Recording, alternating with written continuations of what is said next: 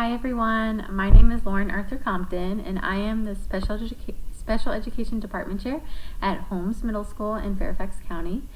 This position is called a lot of different things in different counties, so to sum it up, I'm responsible for all special education referrals, reevaluations, IEP meetings. I kind of think of myself as kind of the manager of the special education department at my school. I chose this gap because I have been in special education as either a teacher or the department chair for 11 years now. It has become near and dear to my heart, and I truly feel that I am a strong advocate for students with disabilities in the schools.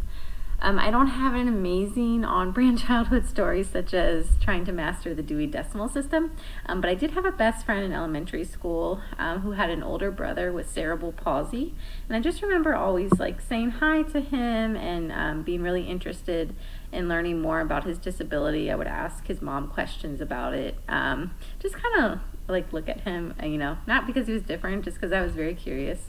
And then I remember, going back to plain school with my sister, I would always try to be the teacher of the class with students like him. His name was David.